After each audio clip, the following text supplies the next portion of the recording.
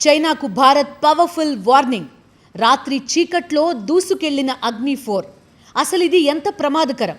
ఒడిషా తీరంలో అగ్ని-4 పరీక్ష సక్సెస్ అయింది. రాత్రి 7:30 ఒడిషా తీరంలో చీకటి ఆకాశాన్ని ఒక్కసారిగా చీల్చుకుంటూ దూసుకెళ్లింది ఒక అగ్ని జ్వాల. కొన్ని సెకండ్లలోనే అది శబ్ద వేగాన్ని దాటేసింది. కొన్ని నిమిషాల్లో 1000 కిలోమీటర్లు ప్రయాణించింది. ఇది సాధారణ క్షిపణి పరీక్ష కాదు.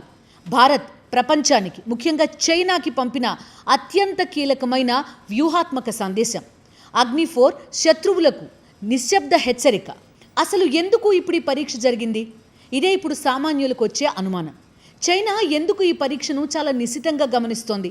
అగ్ని-4 వల్ల భారత్కు వచ్చిన వ్యూహాత్మక బలం ఏంటి? పూర్తి విశ్లేషణలో చూద్దాం. అగ్ని-4 పరీక్ష ఎందుకు వార్తల్లో నిలిచిందో మొదట చూద్దాం. భారత్ స్ట్రాటజిక్ ఫోర్సెస్ కమాండ్ ఆధ్వర్యంలో అగ్ని-4ని విజయవంతంగా పరీక్షించింది. ఇది శాస్త్రవేత్తల పరిశోధన పరీక్ష కాదు. ఇది యూజర్ ట్రయల్. అంటే రేపు యుద్ధం కనుక వస్తే సైన్యం ఎలా ప్రయోగిస్తుందో అదే విధంగా పరీక్షించడం. ఈ పరీక్షలో launch system, guidance, navigation, accuracy, reliability అన్నీ విజయవంతంగా నిరూపితమయ్యాయి. అంటే అగ్ని-4 ఇప్పుడు కేవలం అభివృద్ధి చేసిన క్షిపణి కాదు, ఎప్పుడైనా ప్రయోగించడానికి సిద్ధంగా ఉన్న ఆపరేషనల్ ఆయుధ వ్యవస్థ.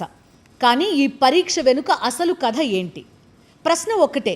భారత్కు ఇప్పటికే అగ్ని-1, అగ్ని-2, అగ్ని-3, అగ్ని-5 ఉన్నాయి. మరి అగ్ని-4నే ఎందుకు పరీక్షించింది? దీనికి జవాబు ఏంటంటే చైనా. 2020 గల్వాన్ లోయ, భారత్ చైనా సైనిక ఘర్షణ. దీన్ని ఎవ్వరం మర్చిపోలేం.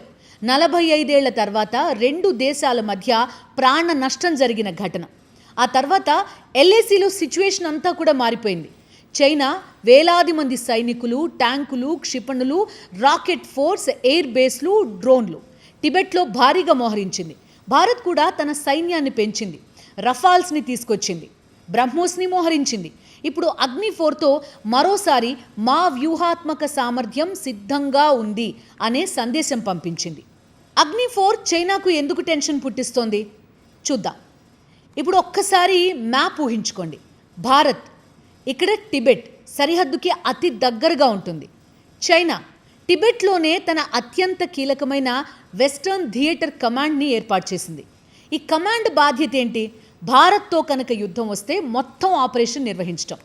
టిబెట్లో కొత్త ఎయిర్ బేస్లు, క్షిపణి స్థావరాలు, హైపర్సానిక్ యూనిట్లు, భారీ రన్వేలు, రాకెట్ ఫోర్స్లు, రాడార్ స్టేషన్లు అన్నీ ఉన్నాయి. ఇప్పుడు అగ్ని-4 రేంజ్ సుమారు 4000 కిలోమీటర్లు. దీంతో ప్రయోగ స్థలాన్ని బట్టి టిబెట్ మాత్రమే కాదు, షింజియాంగ్, యువాన్, సిచువాన్ ప్రాంతాల్లోని పలు వ్యూహాత్మక కేంద్రాలు కూడా భారత్ రాడార్లోకి వచ్చేస్తాయి.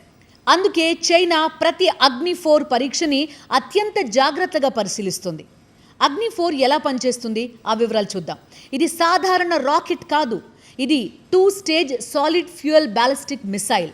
మొదటి స్టేజ్ క్షిపణిని భారీ వేగంతో పైకి తీసుకెళ్తుంది. రెండో స్టేజ్ అంతరిక్ష అంచుల వరకు తీసుకెళ్తుంది. అక్కడి నుంచి భూమి గురుత్వాకర్షణను ఉపయోగించుకుంటూ లక్ష్యం వైపుకి దూసుకొస్తుంది. ఈ సమయంలో వేగం శబ్ద వేగం కంటే కూడా ఎన్నో రెట్లు ఎక్కువ. ఈ దశలో శత్రువు అడ్డుకోవడం చాలా కష్టం. అగ్ని-4లో ఉన్న అత్యాధునిక టెక్నాలజీ గురించి ఇప్పుడు చూద్దాం. ఇది పాత తరహా క్షిపణి కాదు.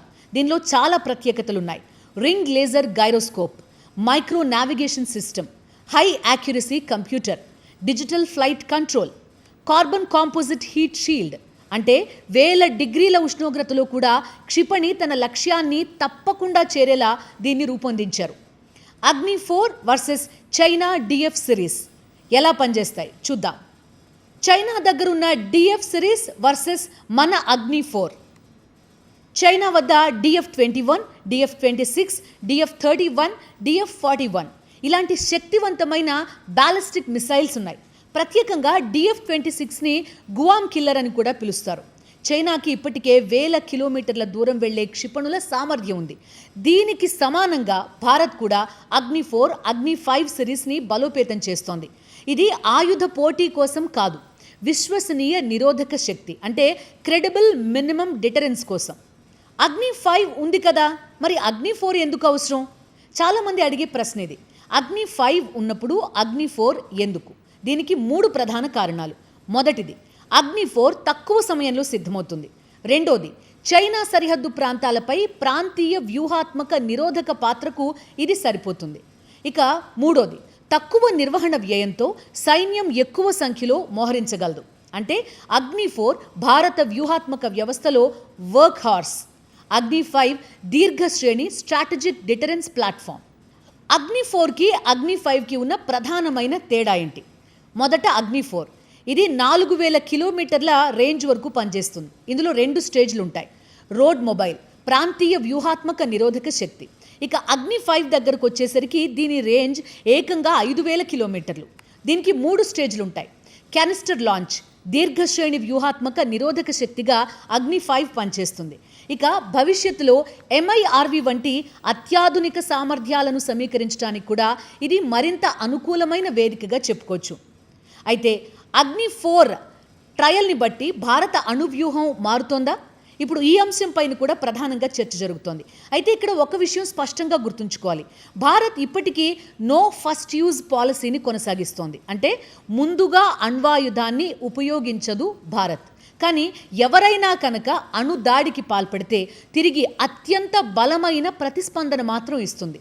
అందుకే అగ్ని-4, అగ్ని-5, INS అరిహంత్, రఫాల్ ఇవన్నీ కలిపి భారత న్యూక్లియర్ ట్రేడ్ని నిర్మిస్తున్నాయి. యుద్ధం గెలవడానికి ఆయుధాలు చాలా అవసరం. కానీ యుద్ధమే రాకుండా ఉండాలంటే అంతకంటే శక్తివంతమైన నిరోధక శక్తి అవసరం. అగ్ని-4 ఇదే సందేశాన్ని ప్రపంచానికి ఇస్తోంది. చైనాతో పోటీ కోసం కాదు, భారత్ భద్రత కోసం, సరిహద్దుల్లో శాంతిని కాపాడేందుకు మేము సిద్ధంగా ఉన్నాం అని చెప్పే నిశ్శబ్ద హెచ్చరిక. అదే అగ్ని-4. ఇప్పుడు ఇది గేమ్ చేంజర్.